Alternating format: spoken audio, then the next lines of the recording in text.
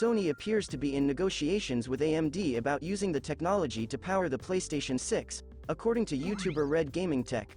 The YouTuber confirms that the publisher plans to release in 2028. However, that is not all. The PS6 is expected to be the strongest platform of the next generation and will likely be released after the next Xbox console. While Sony has yet to reveal their mid-generation refresh system, third-party developers have just received development kits.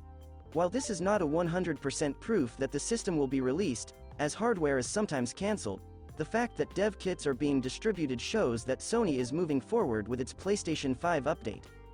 The PlayStation 6 has been under development for about a year, and its specifications, such as CPU and RAM, are yet to be confirmed. Sony is now in talks with developer studios to customize the system, which will almost certainly be powered by AMD technology, since AMD is the only vendor Sony is investigating, according to RedGaming Tech.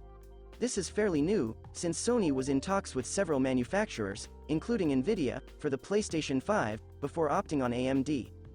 While the system specs are yet to be determined, Japanese company is reportedly tripling down on ray tracing and path tracing, the latter of which is not universally supported due to its massive performance costs, machine learning, and AI, particularly in terms of NPC interactions, in order to provide innovative and advanced gaming experiences.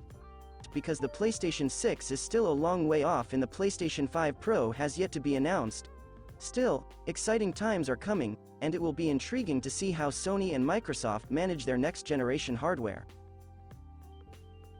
So, there you have it. Let me know what you think in the comment section.